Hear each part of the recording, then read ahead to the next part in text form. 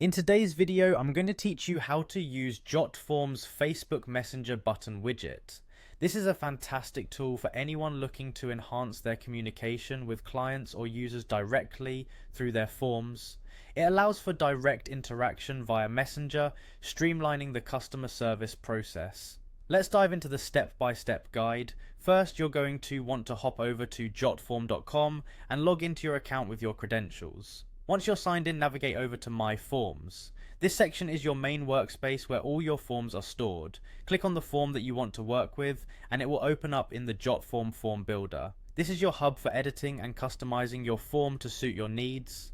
Now that you have your form open, look to the top left of the screen for the Add Element button. It should look like a plus sign. Go ahead and click on that and you'll see a variety of elements you can add to your form. From here, you'll want to move to the Widgets section. Widgets in Jotform are powerful tools that extend the functionality of your form beyond simple text and fields. In the Widgets section, type Messenger button into the search bar. Select the Facebook Messenger button widget when it appears. This widget is key in connecting your form with a Messenger chat button, enabling users to contact you via Facebook Messenger seamlessly.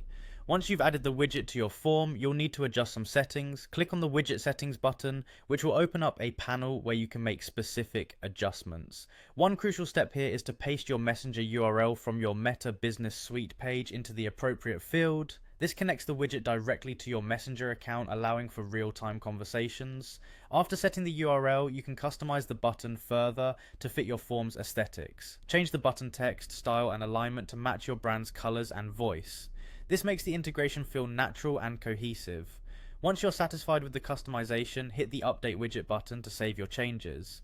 Lastly, it's vital to preview your form to ensure everything is functioning correctly. Look for the preview option and give the form a thorough testing.